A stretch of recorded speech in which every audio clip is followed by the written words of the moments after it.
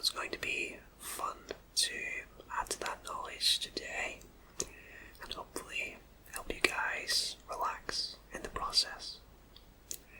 So without further ado, it is time to lay back, relax, and let yourself drift away as I whisper facts about the Super Bowl. The Super Bowl is the annual championship game of the National Football League, often shortened to the NFL. It is served as the final game of every NFL season since 1966, replacing the NFL championship game. The game has always been played on a Sunday, known as Super Bowl Sunday. Since 2004, the game has been played on the first Sunday in February. Winning teams are awarded the Finston Trophy, named after the coach who won the first two Super Bowl games.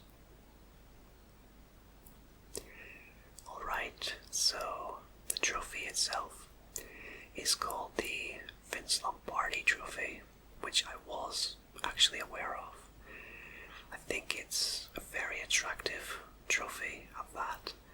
Sometimes you see trophies and they really don't look that good or that attractive, but this certainly isn't one of those. The Super Bowl trophy looks great in my opinion. So, since 2004, it's been held on the first Sunday of February, and this is something else that I was aware of, so we are working our way through most of the knowledge that I was aware of prior to making this video. My knowledge on the Super Bowl as a whole is pretty thin, but I do pay some attention to the game itself.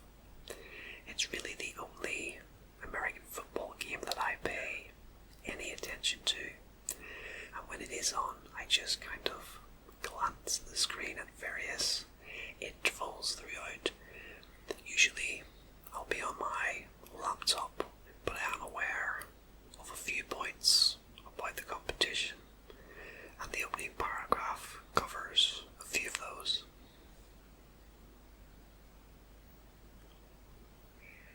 The game was created as part of a 1966 merger agreement between the NFL and the rival American Football League, known as the AFL, to have their best teams compete for a championship. It was originally called the AFL-NFL World Championship Game until the Super Bowl moniker was adopted in 1969's Super Bowl III. Of the NFL's current 32 teams, 20, 11 from the NFC and 9 from the AFC have won a Super Bowl, and 14, 8 from the AFC and 6 from the NFC, hold multiple titles. The AFC's New England Patriots and Pittsburgh Steelers have the most Super Bowl titles at 6 each. The Patriots also have the most appearances at 11. At 5 losses each, the Patriots and the Denver Broncos of the AFC hold the record for the most defeats in the Super Bowl. The Baltimore Ravens of the AFC and the Tampa Bay Buccaneers of the NFC are the only franchises to be undefeated in multiple Super Bowls, having won 2 each.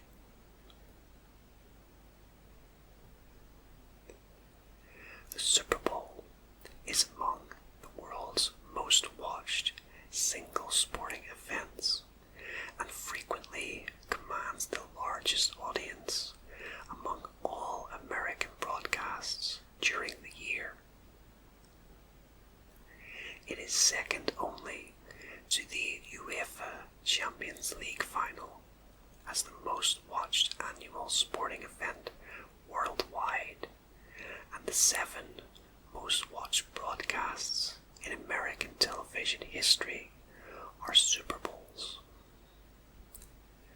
Alright, so that is a pretty eye-opening fact, I have to say. I'm fairly surprised, to be honest. I really thought it was only popular within the US, possibly Canada as well. I'm not sure, but the fact that it's second only in viewing figures to the Champions League final is a surprise. Less of a surprise is the fact that the 7 most watched broadcasts in US history have actually been Super Bowls.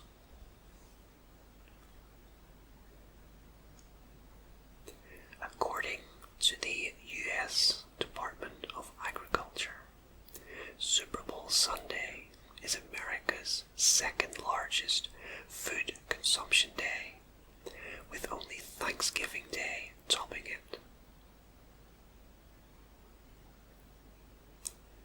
A persistent rumor says that sewage systems in major cities occasionally fail during Super Bowl halftimes because a large volume of people supposedly all flush their toilets simultaneously, but this is in fact just a rumor, as there is absolutely no evidence to support this claim. That is pretty funny, you have to say. It's amazing how these rumors get started at times, but thank goodness it is just a rumor, or things could get fairly smelly around America on Super Bowl Sunday. In 1980, the Pittsburgh Steelers were the first Super Bowl winning team to visit the White House. They visited with Jimmy Carter in a joint ceremony with the Pittsburgh Pirates, who had won the 1979 World Series. And I think the World Series is contested in baseball. I'm not entirely confident on that, but I think it might be. Phil Simms was paid $75,000 to shout, "I'm going to Disney World," on the field moments after his Giants won Super Bowl 21. Disney also paid Denver's John Elway the same amount of money to yell the same thing, just in case his team won. Yeah, that's pretty cool. It's a very creative way to get your company in the headlines, I guess. Not that Disney really needs it, I don't think, but yeah, it's a very creative way to get your name in the headlines, so hats off to Disney World for that one.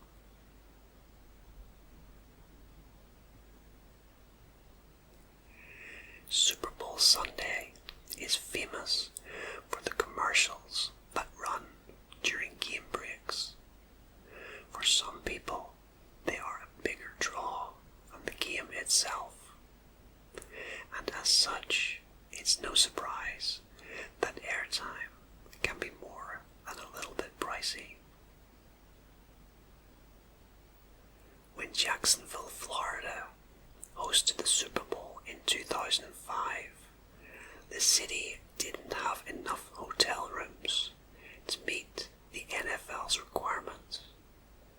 So in their bid to serve as the big game's host, they had to recruit 5 docked cruise ships as floating hotels for the event. Wow, someone was earning their money when they came up with that idea. And I guess it worked out just fine, and really there's no reason not to. I'm sure the rooms on the ships were just fine, and it would actually be a pretty unique experience as well for the people who stayed in the rooms of a docked ship.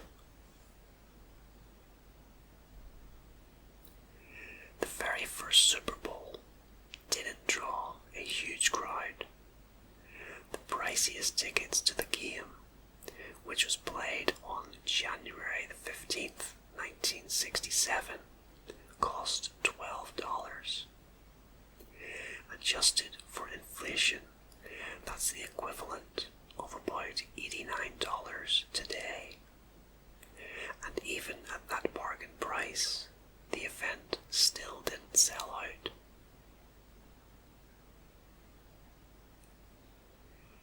Super Bowl 55 went ahead after a full year of a global pandemic, but it just goes to show how much of an institution the big game is. Since the first one in 1967, not a year has gone by where there hasn't been a Super Bowl. I love this fact, I have to say, and it's amazing that there has never been a missed year. I follow a number of sports, as you may or may not know, and I know there have been a number of missed years for varying reasons in a number of sports, such as World War II, of course, 9/11 in 2001, and most recently the pandemic, of course. So for Super Bowl to have never ever missed a year since its first year in 1967 is quite an achievement.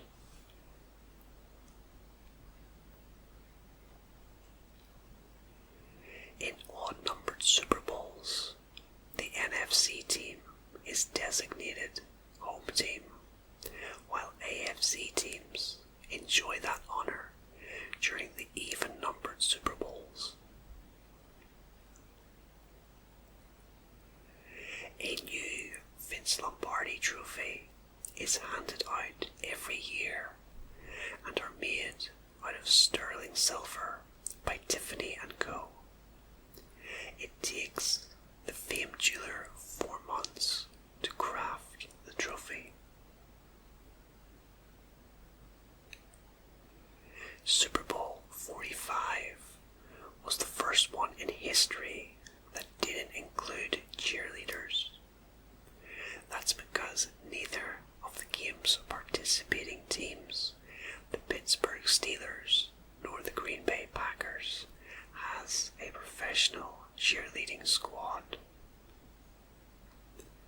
That's quite a surprising fact, I think. I thought that all teams had cheerleaders within American football. It's something that you associate with American football. But there you go, neither Pittsburgh nor Green Bay have cheerleaders. I wonder, does it have anything to do with the climate in those cities? I think they both get very cold during the winter months. I would tend to think probably not, as there are plenty of teams in cold climates who probably do have cheerleaders, so there's probably other reasons for it.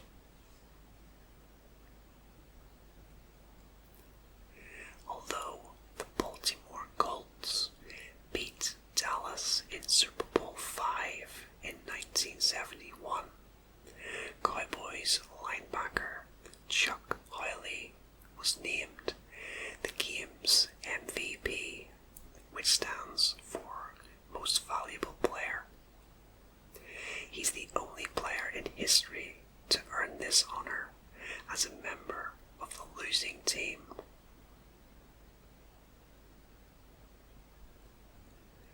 Each team playing in the Super Bowl gets 108 footballs.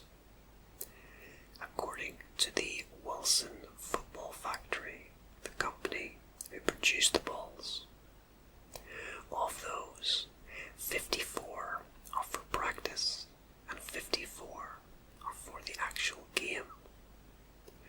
During a typical Super Bowl, 120 balls are used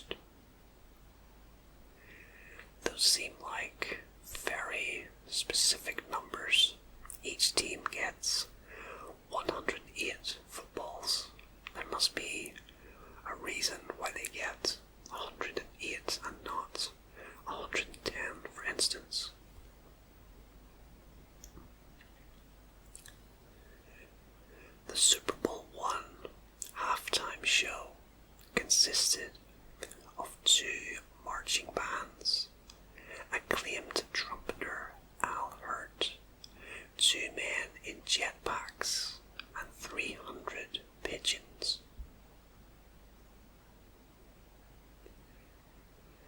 Patriots quarterback Tom Brady is the only player in NFL history to win 4 Super Bowl MVP awards. He also has 6 Super Bowl rings, holds the record for being the oldest quarterback to ever win a Super Bowl, and has started in the Super Bowl 9 times, more than any other NFL player. There's a reason why he gets called the greatest of all time.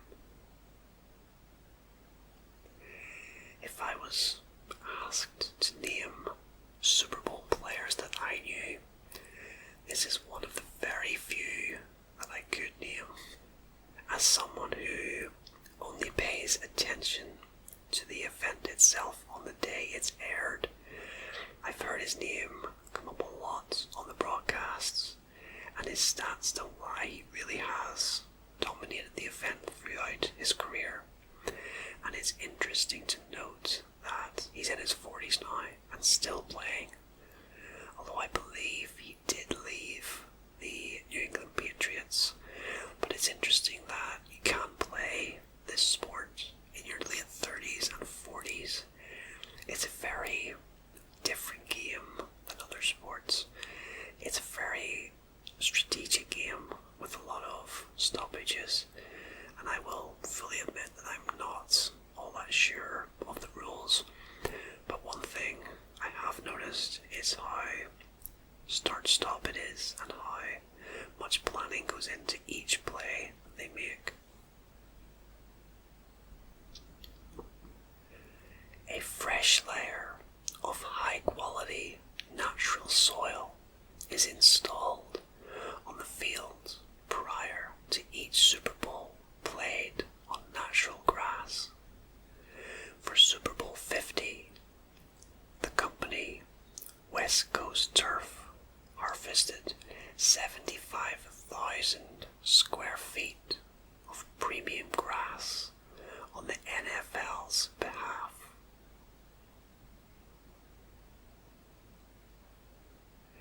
As a perk, every player in the big game gets a loaner car to drive around during the week leading up to the game. That sounds like a lot of fun. I'm not exactly sure what a loaner car is, but I imagine it's quite a flashy car that they get to drive around. I think that would be a lot of fun, but I hope they're insured.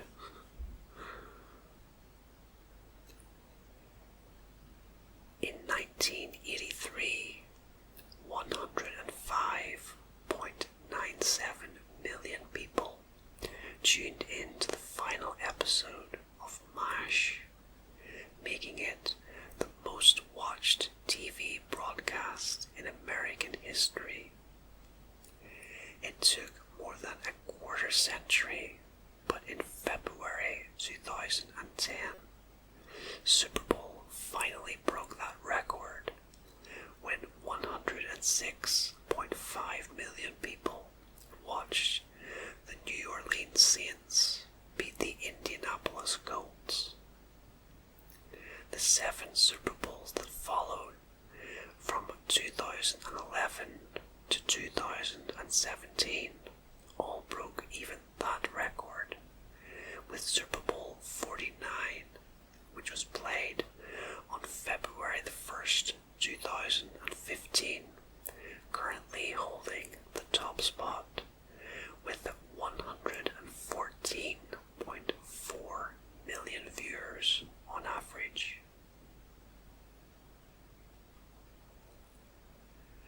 According to the Washington Post, every player on the winning team gets a hefty $140,000 $30,000 bonus. Athlon Sports notes that the members of the losing team don't walk away fully disappointed either, earning a $65,000 check for their efforts. That is not a bad payday at all, you'd have to say, even if you lose the match. But I think for those players, the money is a side note. They really just want the glory of a Super Bowl to their name, and I guess a championship ring as well, which I know the players hold in very high regard.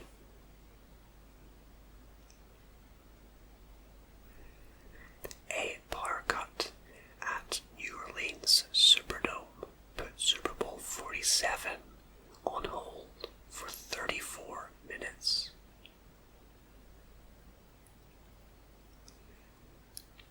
Given how much money the Super Bowl brings in, one would imagine that the event's halftime performers get paid a hefty fee to strut their stuff on game day. That is far from the case though. In fact, according to the New York Times, the NFL pays no appearance fee at all. Wow, that is a very, very surprising fact. I know that the halftime show is almost an event of its own, and it's a part of the whole event that I pay most attention to, probably, to see who is performing and how good it is. But it's very surprising that the performers don't get a fee. For some reason, presidents would rather take in the annual sports spectacle anywhere but the roaring stadium it's played in. And to date, not a single sitting president has actually attended the big game.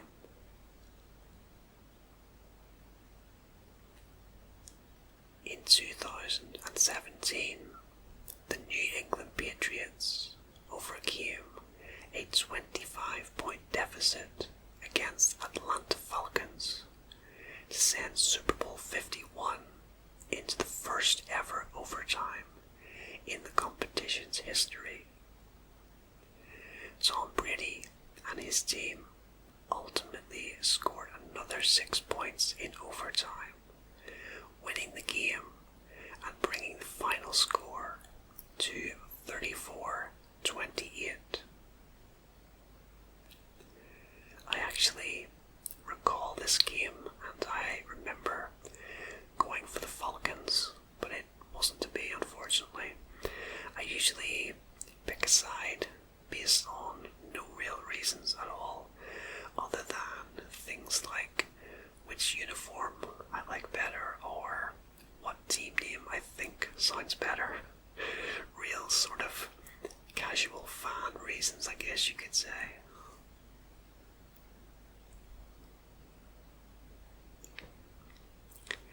There has never been a shutout in the competition's history. The Miami Dolphins hold the record for fewest points scored in a Super Bowl in 1972, when they lost to the Dallas Cowboys by a scoreline of 24 points to 3.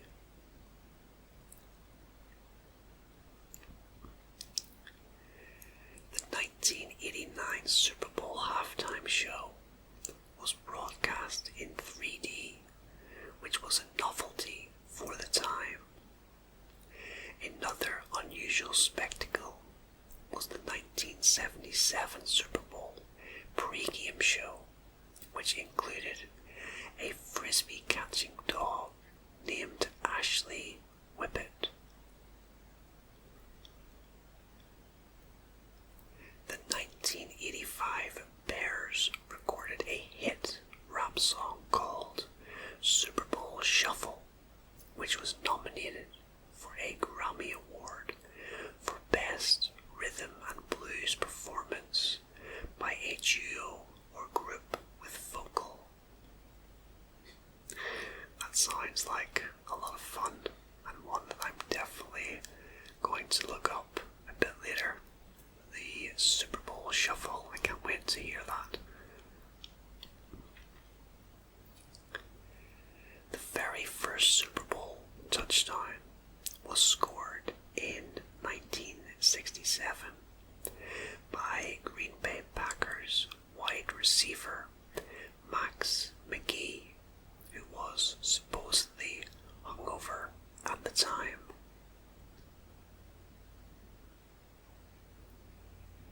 in 2010, Super Bowl 44 featured an unusual piece of memorabilia. The coin that was flipped right before the game had previously spent 11 days orbiting the Earth on a NASA space mission.